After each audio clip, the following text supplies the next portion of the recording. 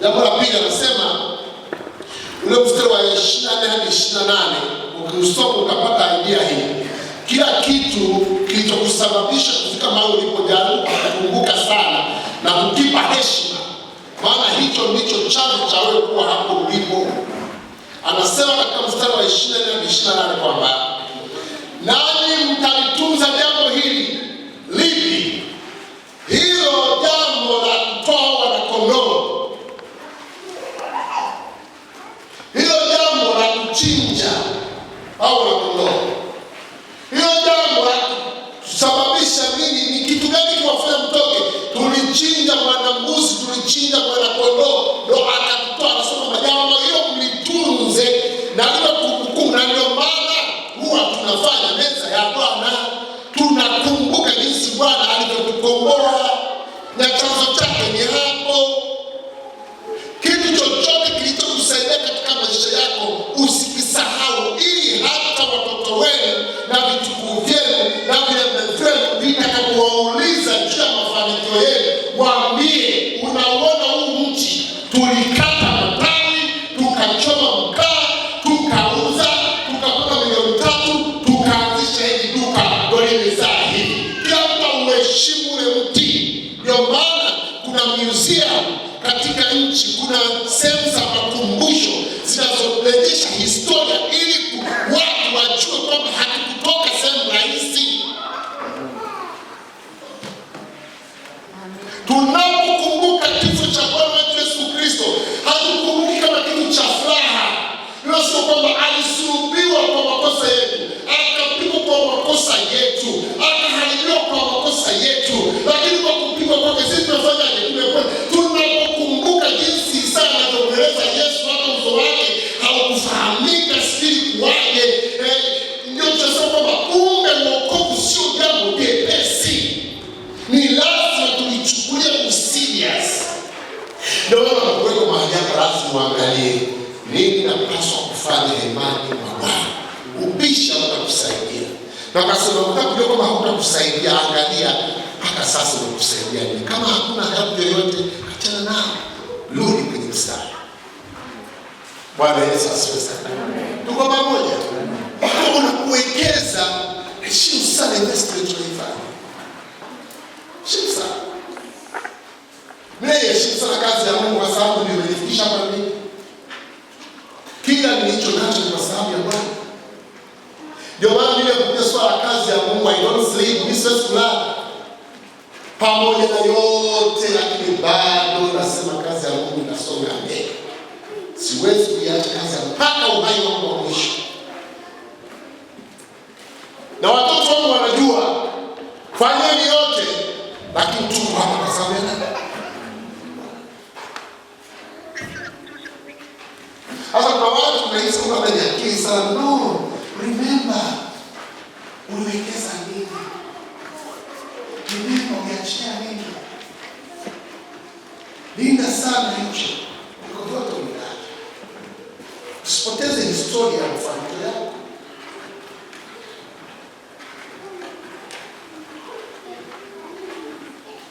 Usipoteze.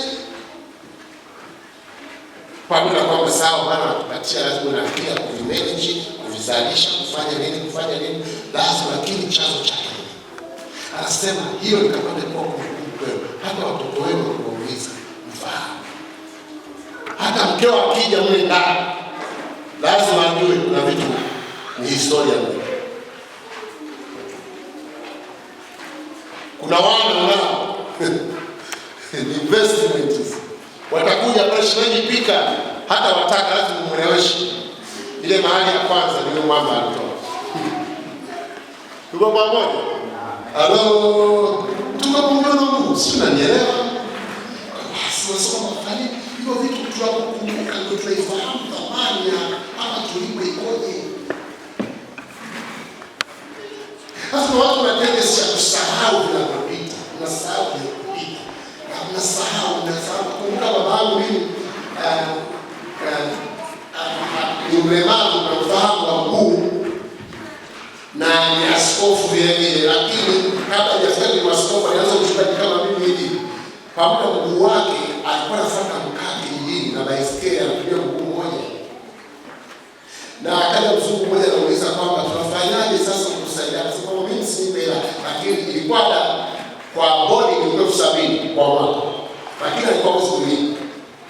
na mahitaji mengine kufanya. Mimi simesheni kwa watoto wao. Kwa mzee kufanya mambo mengine ile kusema kwamba tulipia 70 ili tusome. Na ndio madini tunayopata leo. Kwa hiyo tunaangalia na doruka na ndege na tunasema kwamba isingekuwa baba angesema tu baba kwamba nipende mimi jikate niondoke. Yamkini isingekuwa hapa. Lakini kuna watu wanajifanya kwa sababu hapa amkumbuke wazazi akumbuke nini? Naona tunao kupita amtoboi. Kumbukeni, hata kama unasali unapiga hata kichwa kinaona mapema, kumbuka wazazi. Hapo wazazi wanataka kumrusha taka 10,000 shingapi?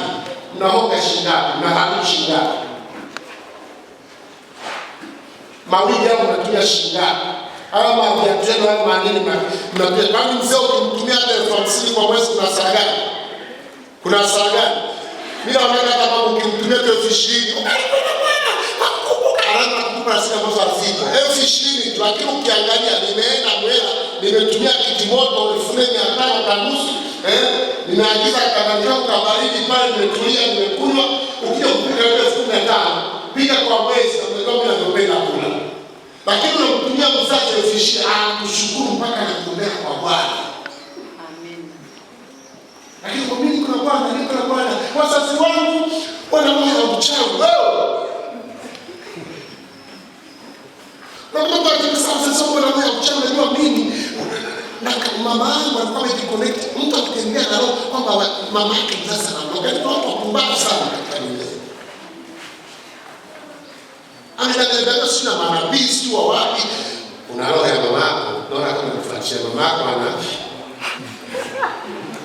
Mama yake ni nabii, anaita. Kama ndio unasema na mama yako, ndio unasema na baba. Kumbe hivi kweli mama yako anaweza akakuroga mama yako? Alikubebea miezi 9 tumboni. Lakini watu wamejaza maneno haya. Ukikuta mama naye sasa na mambo mengi ni Kiswahili, ukimkoleta na kubalika, unasema malaruka. Kumbukeni, nini kimwafikisha? Hata kama umeshakwa na kumbuka kutoka katika jina la Yesu. Hata kama mambo hayaendi na kubahatisha Bwana kukubariki, mshaka kwa 5,000 nasikia baraka. Nataka nikwambie hata ibada yako itakuwa ya maana katika jina la Yesu. Kuna watu mnaolewa hapa, mnakuja hata kuwafokea umezema situngi wazazi wao au wewe kumfokea mke wako si wafariji wa kwao, kosa kubwa sana.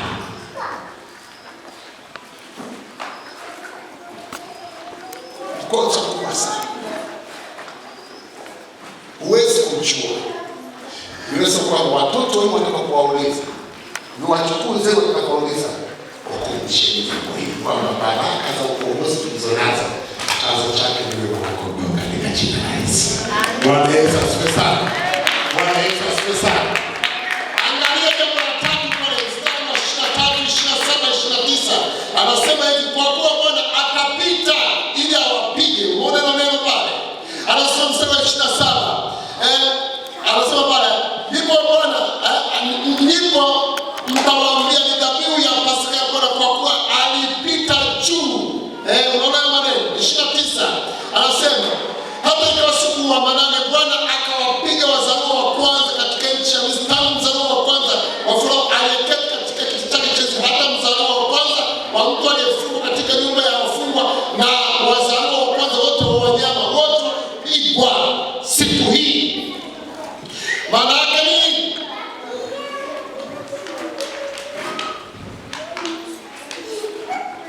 Hakuna kitu chenye nguvu kwenye maisha ya Kristo kama kazi ya Kristo msalaba.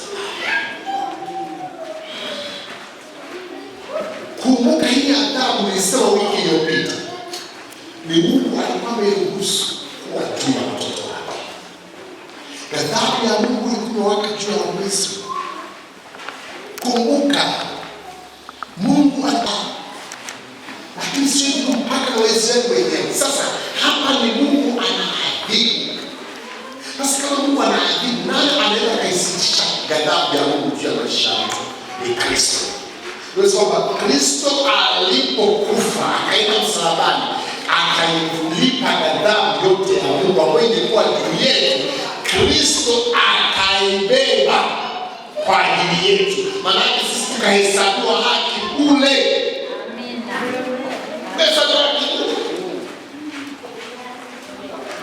Yako mambo katika maisha yako unahitaji kumshukuru sana Kristo, unahitaji kumshukuru sana Mungu kwa maisha yako, kwa sababu kwa kazi ya Kristo msalabani ubaya wote uliokuwa juu yako umebatilishwa.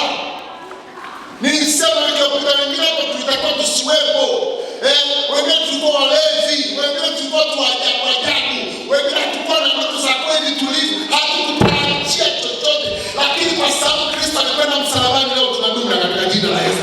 Watu wanatuasia mabaya sasa kwa Kristo alipoenda msalabani akasema Baba imekwisha katika jina la Yesu.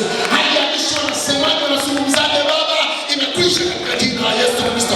Hajalishi walimloga ukamlisha nikitoka kwa mdomo, imekwisha katika jina la Yesu.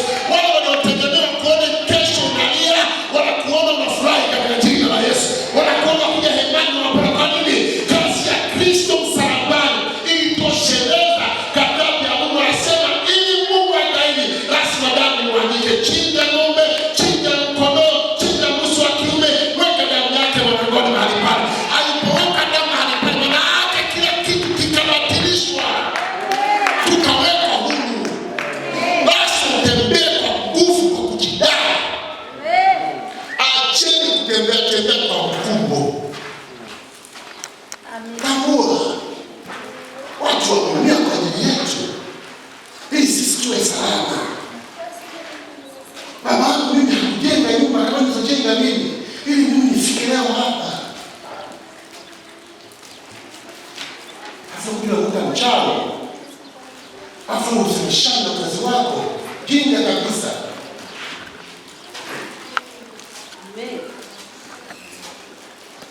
Ziko gharama watu walipa ili sisi tuishi vizuri.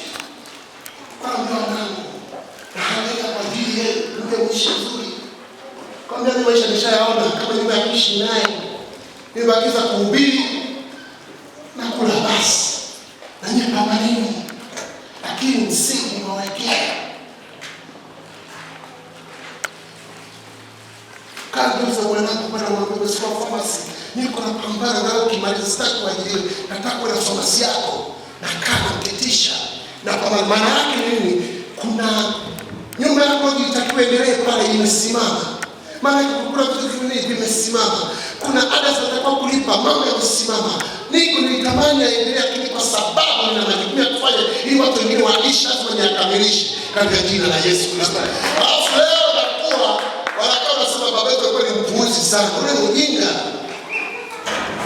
Leo watu wako wanasema mimi kama nitaenda kwetu nifia. Alafu aliyekana kusema kwamba hata mimi nishasema wale wajinga watakutana huko. Yaani ni hivyo. Ni mbaya kabisa. Nitakaa kwa mtu hata kama babako angelikuwa hana macho, kuna gharama nyingine katika jina la Yesu. Amina. Juzi kuna moto ulitokea pale hapo na wavoda mafikiri nakumbuka miezi ya nyuma kama milioni 5. Kuna mama alisahau kutoka, nafikiri nakumbuka, aliingia moto na waka. Alipotoka nje akajua kwamba kama usione walikuwa wamelala, akarudi moto umepamba, akaingia tena akaenda akamchukua mtoto mpaka nani, akarudi naye nje akaugua.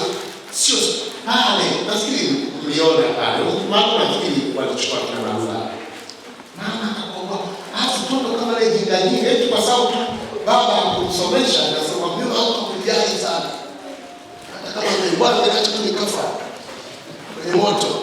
Ukiona hivyo ujue bado zinafanyaje? Achoje gharama. Anasema sikilizeni niwaambie, kulikuwa na mabaya juu yako, lakini kwa damu ya Kristo yameainishwa katika jina la Yesu. Kwa sababu ya damu ya Kristo yameainishwa mafungwa. Kwani usilete maua kanisani? Mimi mmenikaje? Ulikuwa mnaleta maua na kaa hapa mnawahi. Kwani msilete maua? Kile tunasema kwamba na mimi nileta maua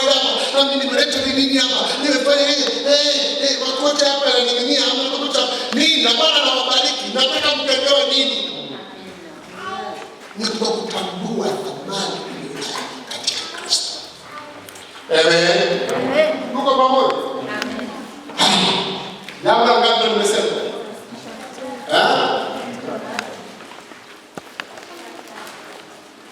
Na jambo la nne ni 31:33 nasema hivi.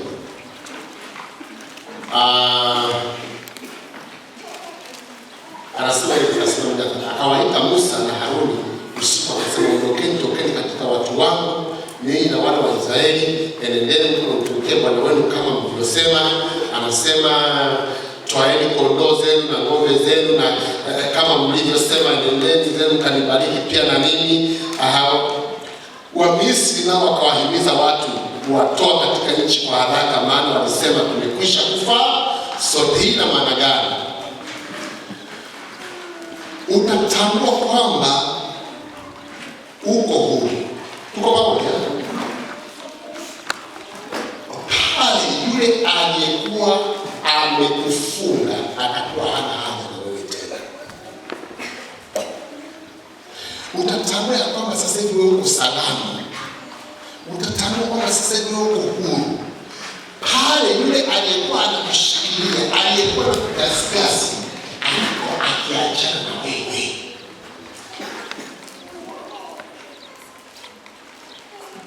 Kitendo cha Farao na Wamisri kutokuwataka Waisraeli ndio ulikuwa ni uhuru wa Waisraeli kwenye maisha.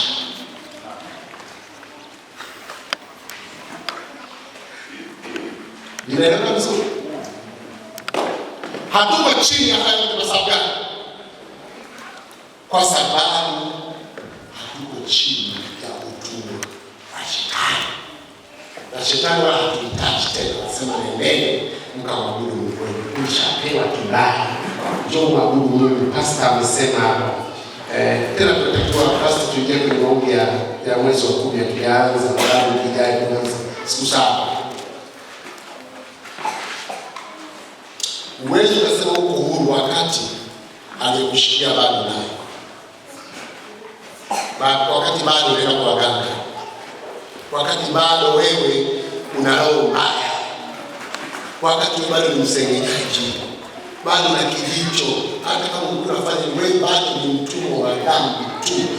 Kama dhambi bado imekushikilia wewe bado. Siku itakapokuacha na ukajiona uko huru. Kwanza maisha yako yanaweza sasa hivi ndio ndio mbinguni. Kuna watu wengi wanasema mimi sasa hivi nikata moto mbinguni.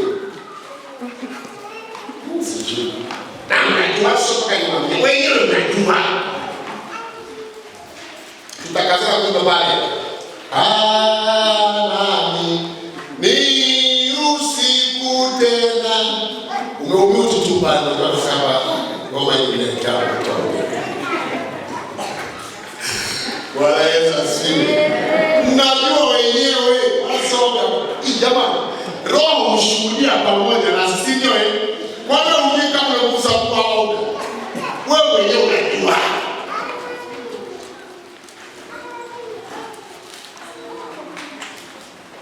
Nimemaliza. Mwisho.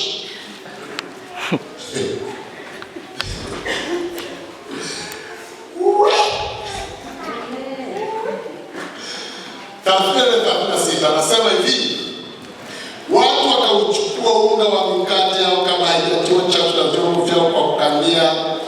Wana wa Israeli wakafanya kama neno la Musa. Sasa Bwana akawajalia kupendelewa na Wamisri, hata wakawapa kila walichotaka, nao wakawateka Wamisri nyara, wakaondoka.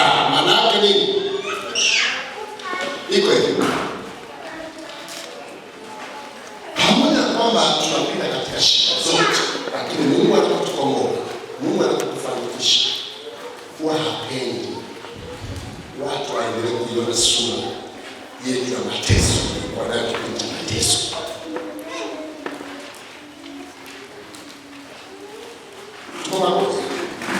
Ni kweli kuna watu wananiambia, mchungaji, zile picha zangu za post Facebook, nasema mchungaji, kwa nini unataka kuuza kuingia ujana? Unajua nimekaa yani. Sasa mpango wa Mungu akufanikisha ni kuifuta hiyo sura. Yaani mtu akiona kile hapo hawezi kujua. Unajua kuna watu haijalishi wanatoka kwenye mateso, haijalishi hawajana jana, haijalishi haijalishi jana amepigwa na mume wake, haijalishi hajanunua nguo, haijalishi mambo ni magumu, lakini kuna naye anafurahi katika Bwana, anashangilia katika Bwana, anaimba katika Bwana, anatukuza jina la Bwana. Maombi kama yote, kwaya kama yote, stadi kama zote katika jina la Yesu. Lakini akikuvuta kukueleza, unaweza ukainuka moyo, lakini kwa sababu ya nguvu ya Kristo, Kristo anakutuokoa, huwa anataka kutuvisha sura za huzuni. Haijalishi tunapita katika bonde la uvuli wa mauti, tunajua yeye pamoja nasi katika jina la Yesu. Kwa hiyo ndio maana sisi wa kweli hii, hatuna kitu lakini sura zetu zinameremeta katika jina la Yesu. Hatuna pesa lakini mioyo yetu ina furaha katika jina la Yesu. Mambo ni magumu lakini kama tunamiliki fedha katika jina la Yesu. Kwa sababu alipotutoa kule, aliwaamuru Wamisri na mafarao, mtawabariki katika jina la Yesu, mtawapa nyara katika jina la Yesu. Hiyo ndio siri tulionayo. Si kwamba kanuni sina matatizo, si kwamba kanuni na fedha zote, hapana. Hii nuru nilionayo, Bwana amenifunika katika jina la Yesu. Anasema pamoja na yote, lakini nataka ufurahi siku zote. Ufurahi, nataka sema furahini katika Bwana. Hata iweje, furahini katika Bwana. Na ukitaka kumuumiza adui yako aliyekuwazia mabaya, ukipita kwenye mabaya usihuzunike, akuone kesho unacheka tu katika jina la Yesu Kristo.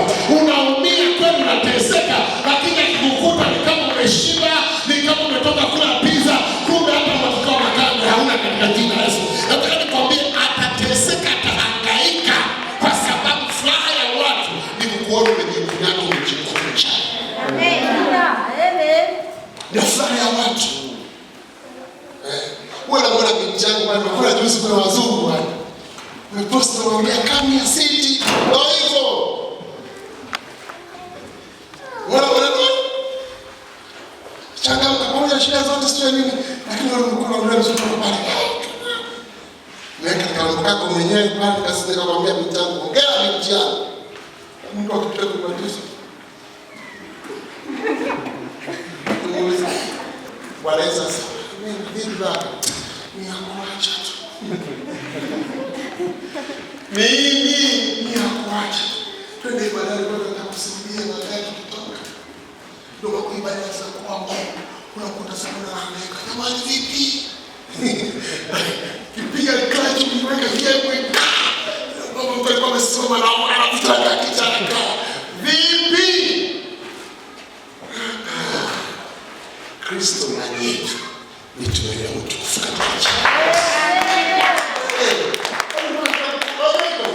Hata kama tunaonyesha watu matatizo sana, wewe watakusaidia. Hata kama kujifunza kwa watu wanafikia kama hasa ni mseme. Kwa nini siseme? Bila msema mimi nikiitwa nasema ukweli, haitakusaidia. Mwisho wa siku pambana na hali. Watu wanapita, kuna watu wana matatizo makubwa. Kuna watu huwa wanafika na vijiko na uwezao.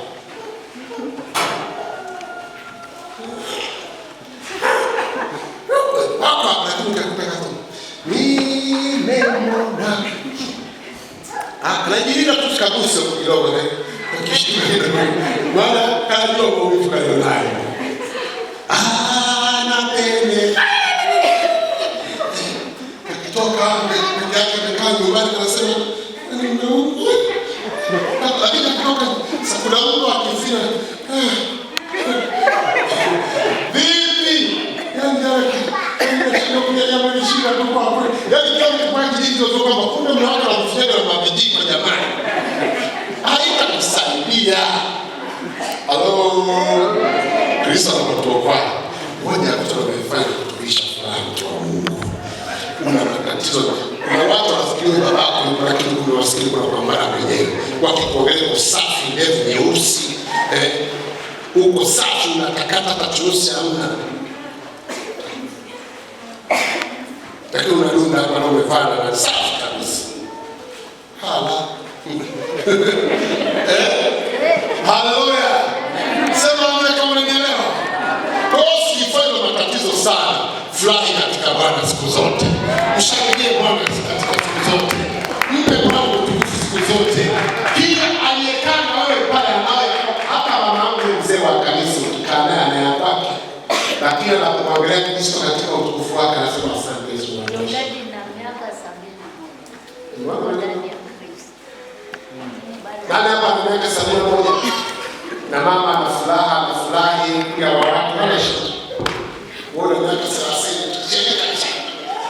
nakwambia ni hivi mpaka kikao. Sasa ndio tutakuita sasa. Wewe unasubiri kikao, sisi hatuna kikao. Ukija hapa tutakuwa tumeliwasha tu katika jina la Yesu. Sema amina kama ndio. Mimi siwezi kuimba mimi, nasikaimba mimi. Miaka 10 na 20 kwenda kwa. Si mama miaka 71 huyu hapa ametupa na mahusiano. Mama Mungu akubariki. Yuko kwa na ishakuisha. Nakuacha mpaka tuite kanisa hatukuiti. Bado unacheka mwenyewe. Na ukikutana sisi tuna furaha katika jina la Yesu. Ukikutana sisi tunarudi tu katika jina la Yesu. Sema amina kama unanielewa. Maana Kristo anapotuokoa si kama anatutoa katika matatizo yote, lakini anatuvisha sura ya furaha katika jina la Yesu. Hapa nataka kuturekebisha taratibu. Ndio maana sababu mchungaji bwana uzee mtasubiri sana. Ukiwa ndani ya Kristo yote. Na Mungu atubariki milele. Sasa sio mama. Haya yote alifanya kwa sababu gani? Biblia inasema kwamba damu. Tuko pamoja? Ilipomwagika haya yote yakatokea. Nguvu ya damu ya Kristo. Sikali kwambia kosa yote usikose Kristo. Na kama uko mahali hapo unaokoka, leo unaita mahali kwa watu kuokoka. Upite mahali hapa ni kuongoza sana ya toba, uokoke. Ndio maana unasumbua. Kama hujaokoka, nyosha mkono wako juu. Umeokoka nyote? Kama hujaokoka, nyosha mkono wako. Hebu tumpe Bwana makofi wote. Nategemea kuona katika ibada. Nategemea kuona kina mama mmeleta maua hapa. Wanakwaya wanacheza vumbi linatimuka. Kuna wanakwaya wamekaa wanaenda mbinguni. Nategemea kuona kina mama mnaanza kujichuni mrudi.